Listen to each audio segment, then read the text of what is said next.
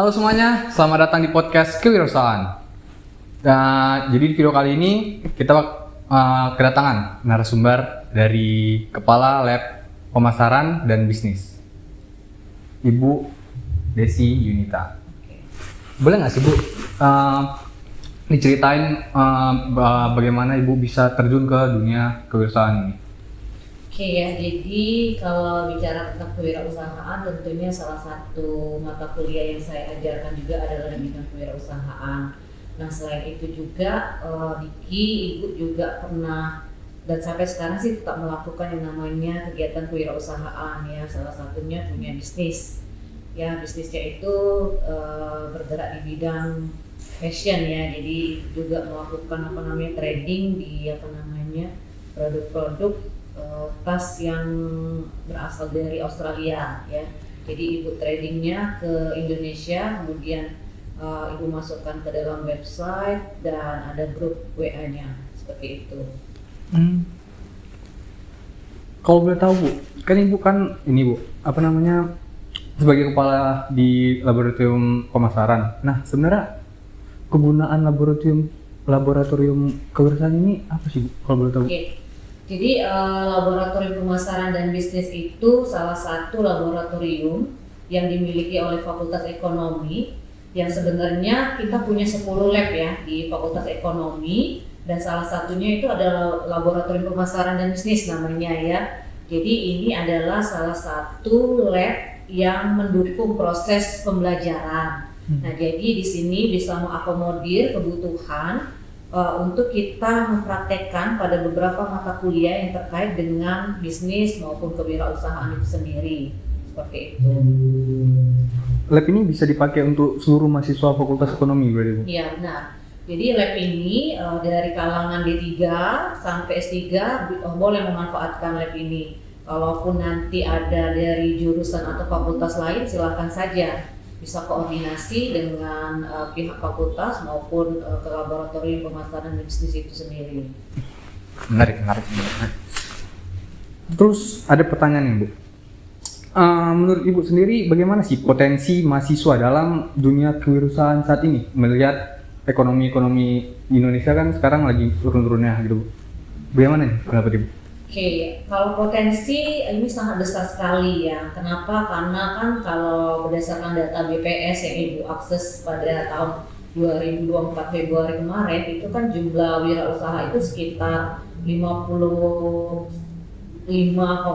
berapa juta di Indonesia, dan 50%-nya itu berasal dari kaum muda. Dan 5%-nya itu berasal dari 5 jutanya itu ya berasal dari kaum mapan. Nah jadi artinya potensi itu cukup besar ya, bisa dimanfaatkan oleh kalangan mahasiswa, terutama apalagi kan mahasiswa sekarang kan sudah pada jago teknologi ya, sudah bisa mencari informasi melalui akses digital, sehingga itu potensinya sangat besar sekali Diki terkait dengan bagaimana mahasiswa itu bisa melakukan yang namanya kewirausahaan itu sendiri.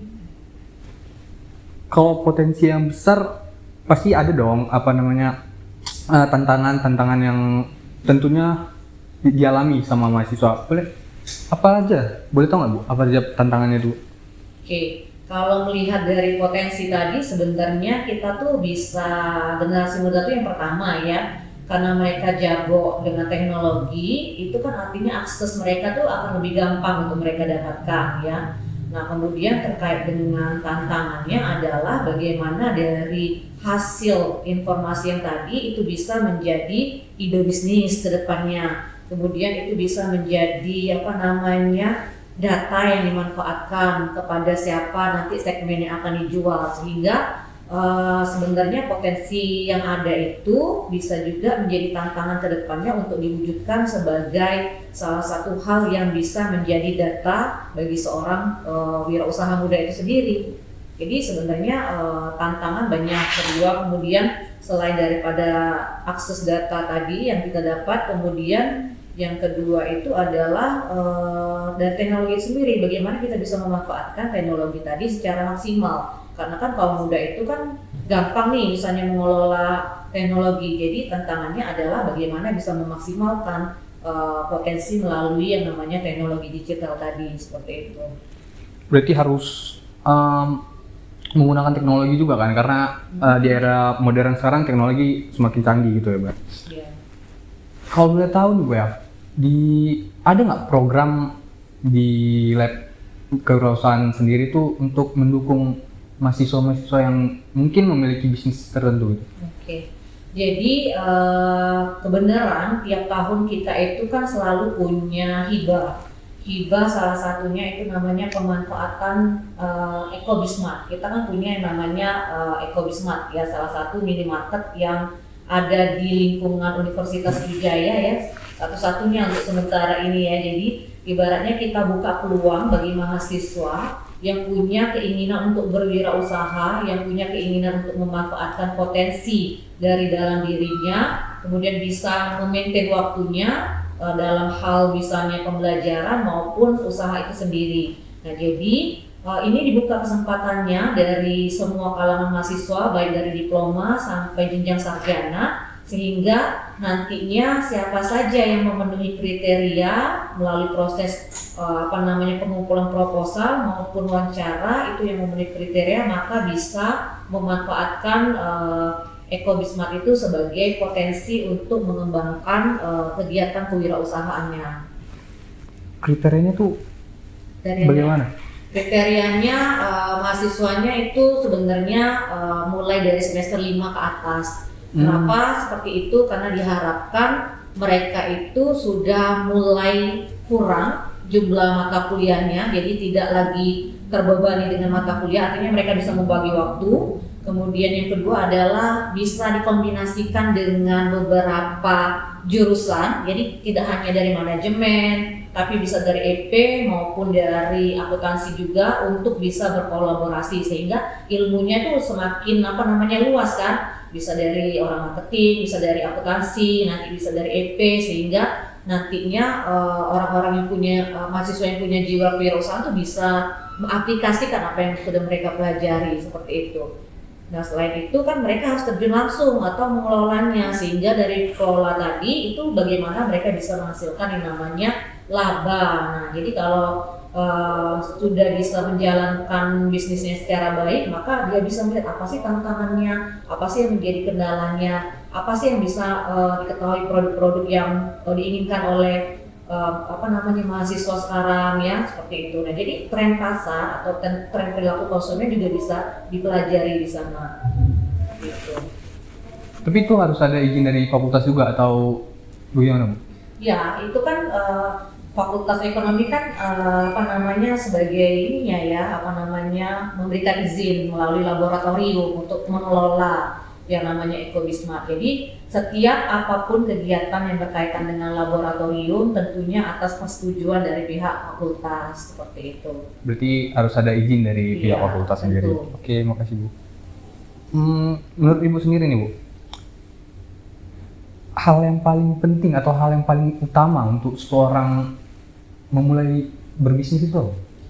Oke, yang paling utama adalah kita punya bisnisnya dulu, usahanya itu seperti apa ya. Nah, kemudian segala sesuatu baik dalam kehidupan ataupun dalam bisnis kita harus punya yang namanya rencana. Nah, rencana itu kan seperti kita sudah pelajari ada yang tertuang dalam yang namanya business plan ya. Business plan itu kan ada berbagai aspek yang harus kita lakukan sebelum memulai usaha. Kemudian pada saat memulai usaha apa yang bisa kita ini? Salah satunya misalnya kita harus punya uniqueness. Kita tahu siapa segmentasi pasar kita, lewat channel seperti apa, kemudian siapa mitra kita, berapa biayanya, kemudian pendapatan kita berapa. Nah, jadi hal-hal seperti itu harus kita persiapkan sebagai seorang wirausaha ya. Jadi kita tidak bisa mendadak, oh tiba-tiba saya punya ide, kemudian saya mewujudkannya esok hari, tetapi melalui perencanaan yang matang, melalui perencanaan yang baik itu bisa berjalan juga secara baik ya. Gitu. Berarti hal yang paling utama itu tentunya perencanaan dulu berarti. Iya. Kalau menurut Ibu itu sebenarnya lebih baik mana sih, Bu? Kalau memulai bisnis itu baiknya sendiri atau ada tim? Oke. Kalau menurut Ibu dua-duanya itu sama bagusnya ya. kalau kita perseorangan tentunya kita bisa mengelola dengan istilahnya sumber daya yang harus maksimal ya, semuanya kita jalankan sendiri. Tentu dengan keuntungan sendiri, kerugian sendiri, lebih fleksibel dan lain sebagainya. Artinya kalau skill kita banyak, kemudian kita bisa mengelola sendiri, silakan kita melakukannya secara perorangan. Tetapi kalau kita misalnya tim, itu lebih baiknya apa? Kita bisa berbagi keahlian, relasi kita juga lebih banyak ya. Kemudian juga kita bisa mengaturnya dengan baik. Nah, tinggal kita mau seperti apa. Kalau memang kita anggap bahwa kita bisa menjalankan usaha secara perseorangan ya, dengan jumlah skill yang mumpuni ibaratnya ya. Nah, tentunya kita bisa seorangan, tapi itu tadi ya mungkin skalanya masih terbatas. Mungkin kalau ada teman ya, kita ada tambahan modal, kita punya tambahan tim. Tapi itu tadi ya, segala sesuatu informasi harus kita bagi sesama rekan kita tadi. Kemudian juga mungkin akan terjadi percekcokan mungkin kemudian hari, mungkin juga nanti berbagi keuntungan, kerugian dan sebagainya. Semuanya harus dibicarakan. Jadi semuanya menurut Ibu punya nilai plus dan minusnya ya, seperti itu. Tadi kan Ibu bilang Ibu ada trading nih di tas. Itu trading tas itu ide Ibu sendiri atau ada teman yang ngajak? Nah, kebenaran kan kalau ide itu sebenarnya karena saya punya kakak yang ada di Australia. Ya, kemudian melihat potensi yang ada di sekeliling, bahwa kan sekarang orang mulai memikirkan kualitas ketika mau membeli barang. Nah, salah satu brand yang saya tawarkan atau beberapa brand yang saya tawarkan itu kan punya kualitas yang cukup baik ya, sehingga potensi yang ada, peluang yang ada tadi saya manfaatkan pada pasar yang ada. Nah, jadi artinya ya semua karena juga melihat potensi, melihat peluang, kemudian juga saya punya sumber dayanya, kemudian juga ada memasoknya ya, sehingga itu juga menjadi kelebihan menurut saya pada usaha yang saya jalankan seperti itu. Itu sampai sekarang Ibu masih trading tas? Nah, ya itu tadi sebenarnya itu kalau dikelola secara baik bisa smooth ya jalannya, tapi karena memang sekarang agak sibuk, maka mungkin itu hanya pada kalangan tertentu saja yang saya tawarkan. Memang bisnis itu harus dikelola. Nah, itu yang harus menjadi PR bagi rekan-rekan usaha muda ya, terutama mahasiswa, memaintain waktu ya, manajemen waktu, konsisten sudah itu. Kalau konsisten, manajemen waktunya bagus, maka usahanya juga akan berjalan secara baik ya. Kalau melihat di Indonesia sendiri nih Bu, di kalangan mahasiswa tentunya, ada nggak sih tren yang mungkin ini bakalan menarik orang lain untuk membeli? Bisnis apa tuh kalau boleh tahu? Kalau sekarang kan anak-anak muda sekarang sih memanfaatkan media sosial ya. Sekarang kan mereka pada jago yang namanya bikin video, bikin konten kan, kemudian gampang untuk mengedit melalui aplikasi, sehingga menurut saya usaha-usaha yang berkaitan dengan itu akan sangat menjadi tren sekali sekarang kan. Kemudian kita bisa memanfaatkan marketplace ya, tempat kita untuk menjual produk. Kemudian yang paling menarik lagi sekarang pakai affiliate marketing kan, bikin konten, kemudian kita affiliate marketing, kita dapat komisi. Ya ibaratnya kita nggak perlu punya ada produk di situ, tapi kita jadi affiliate marketing, kita bisa jadi komisi. Nah, itu juga bisa dimanfaatkan ya sebagai wirausaha muda. Gitu bikin. Kalau Ibu sendiri nih melihat perkembangan teknologi dan mahasiswa-mahasiswa yang tentunya jago lah bisa dibilang di bagian teknologi, Ibu merasa tersaingi nggak sama mereka tuh? Wah, kalau tersaingi enggak ya, justru saya tuh merasa bangga ya. Apalagi mahasiswa sekarang tuh kan potensi mereka tuh kan besar. Jadi kan kalau kita ibaratnya salah satu hal yang sebenarnya kita tuju itu adalah bagaimana kita bisa menciptakan entrepreneur ya. Kalau mau jadi pekerja, mungkin kan saingan kita banyak. Tapi kalau kita yang menghasilkan pekerja, maka kita menciptakan lapangan pekerjaan kan bagi mereka. Jadi menurut saya itu bukan menjadi saingan, tetapi itu menjadi salah satu hal yang dibanggakan ya, terutama dari Fakultas Ekonomi misalnya, yang mampu mencetak orang-orang yang berhasil salah satunya di bidang entrepreneur. Berarti nggak ada merasa tersaingi gitu ya Bu? Iya, itu bangga. Bangga gitu. Iya. Kalau ini Bu, pengalaman Ibu nih selama menjadi kepala di laboratorium ini itu apa yang paling berkesan? Ya semuanya sih berkesan ya, berhadapan dengan banyak mahasiswa ya, kemudian kita bisa memfasilitasi apa namanya kegiatan baik dalam pembelajaran, kemudian dalam acara pelatihan ya, webinar dan lain sebagainya. Jadi itu semuanya punya kesan yang tersendiri ya, jadi itu bisa memberikan manfaat bagi kalangan akademisi kita, kalangan yang ada di sekeliling kita. Kalau tadi kan balik lagi nih Bu ke trading tadi. Selain trading itu ada nggak usaha Ibu yang lain? Usaha sembako atau apa gitu? Sementara tidak ada. Paling saya yang sering sekarang itu jadi narasumber. Oh, narasumber di bidang kewirausahaan sama digital marketing ya. Kebenaran memang bisa tergabung dalam yang namanya kewirausahaan ya, sering juga melatih para UMKM ya. Kemudian juga bisa membina mahasiswa dalam proposal bisnis ya, seperti itu. Jadi itu yang sekarang lebih banyak saya lakukan.